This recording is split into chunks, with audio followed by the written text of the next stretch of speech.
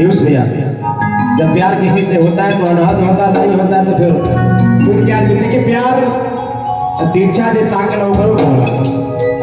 या तो तीर्छा ताका की ओ यार तो बेटा नहीं तो हमारा परिवार आया तो तीर्छा भी ताके में कोई की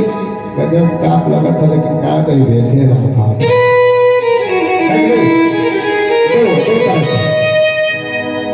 कि पहला प्यार के पहला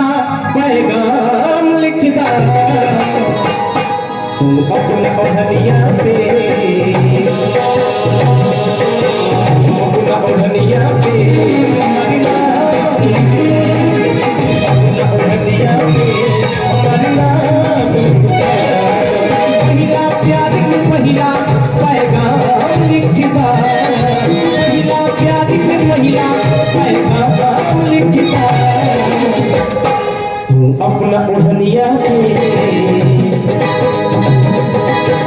अपना ओढ़निया पे मरना अपना ओढ़निया पे मरना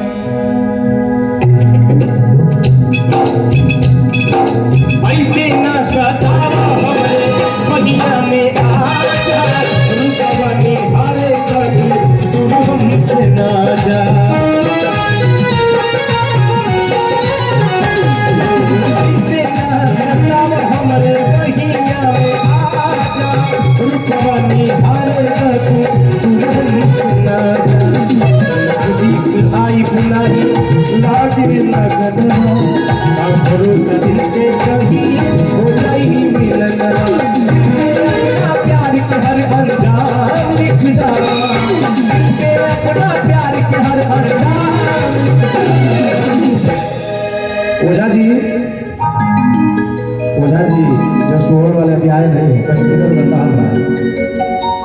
दिल पे अपना प्यार के हर अंजाम लिखता अपना ओढ़निया पे अपना